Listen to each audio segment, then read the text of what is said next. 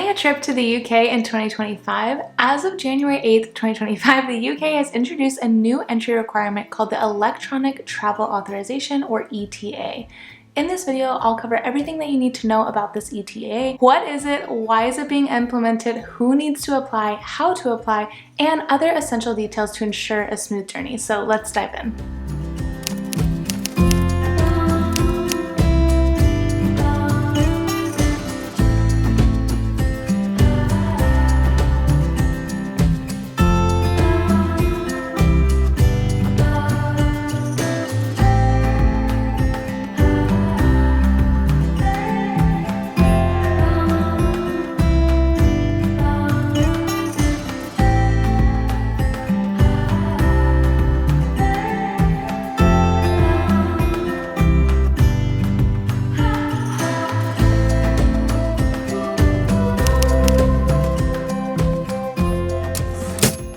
So first up, what is an ETA and why is it being implemented? The Electronic Travel Authorization, or ETA, is a digital entry requirement for visitors from visa-exempt countries who wish to travel to the UK. The UK government's goal in implementing this is to strengthen its border security and streamline the entry process. By requiring travelers to obtain authorization before arrival, authorities can conduct necessary checks in advance, reducing potential threats and ensuring a safer environment for both the residents and visitors. This is very similar to systems that already exist in countries like the US, New Zealand, and Australia. I remember when I flew to New Zealand and had no idea that this existed, and they wouldn't let me check in for my flight at the airport. Luckily, I was at the airport several hours before my flight because I actually slept there the night before, so I was able to apply for it online and get it within a few hours, which really showed me that yes, maybe it is true that these countries are implementing ETAs to strengthen border security, but I truly just think it's an easy way for them to make a little bit of extra money. So who needs to apply for the UK's ETA? Travelers from non-European visa-exempt countries like the US, Canada, Australia, and others are required to obtain an ETA before traveling to the UK. And starting April 2nd, 2025, this requirement extends to European visitors as well. Only Irish citizens are exempt from this requirement. However, residents of other visa-exempt countries planning to visit the UK for tourism, business, short-term study, or family visits will need to secure an ETA. So let me pull up the official UK government's ETA website to show you all the countries who need to apply for an ETA as of January 8th.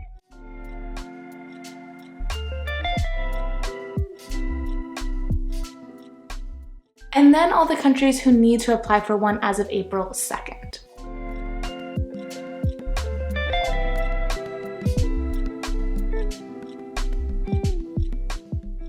If you do not see your home country listed on here, it means you are not eligible for an ETA and you need to apply for a visa, which is a much more lengthier, complicated, and expensive process, unfortunately. So you'd click here to find out which visa you'd need and how to go about applying for that.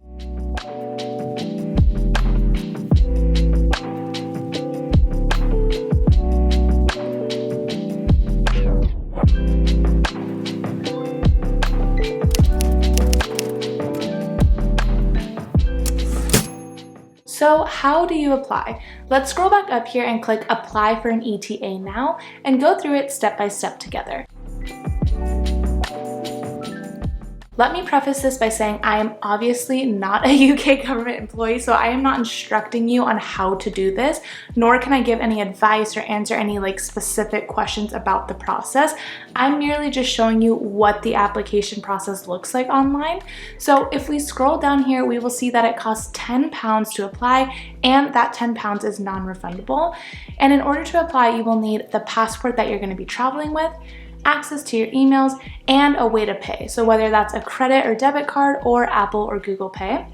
You'll need to upload pictures of your passport and yourself, but you won't need to input your travel details. And then if we scroll down a little bit further, we see that the typical processing time is 3 working days, so make sure you apply with enough time before your intended departure date. And once you get your ETA, it is valid for 2 years, so you can travel to the UK as much as you want during those 2 years, and you won't need to apply for another ETA. So now let's go back up to actually apply. In order to apply, you will need to download the app, so you'll head to either the App Store or Google Play. Once it's downloaded, you'll see right away it shows you how to apply, what you'll need to apply, and then it allows you to start your application. I personally haven't applied for this since I am a UK citizen and I don't need to, but my family members who are all coming to visit me soon have said it's very easy, very self-explanatory process, so just follow the prompts given to you in the app, put in all the necessary information, and upload all the necessary photos that it asks for. Then you'll pay your £10 fee, and the ETA will be emailed to you within 3 working days. But again, I always recommend applying way in advance to ensure you have it done before you even get close to your departure day.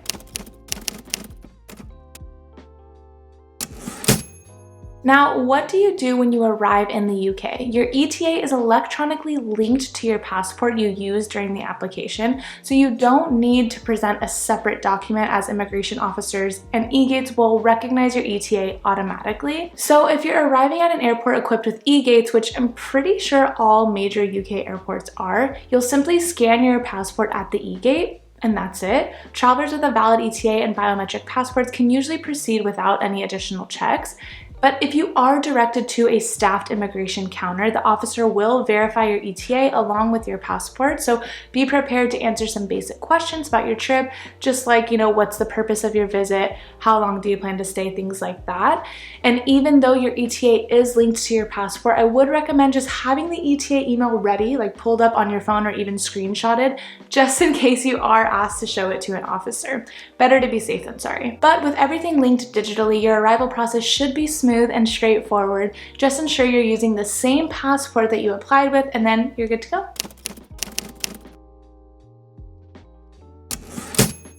A few other things to note: British and Irish citizens do not need an ETA, of course, but also people with existing UK visas or those who are residents are exempt as well. Make sure you have your ETA approval before booking non-refundable travel arrangements. Airlines will check for a valid ETA before allowing you to board, like I mentioned with my New Zealand experience earlier in the video. And lastly, the UK government may update ETA policies, fees, or application procedures at any time because it's so new. So always refer to the official UK government website for the most current information, which I will link in the description below. I hope you found this helpful when planning your trip to the UK in 2025. Check out my 3-day London itinerary to help make the most of your time here.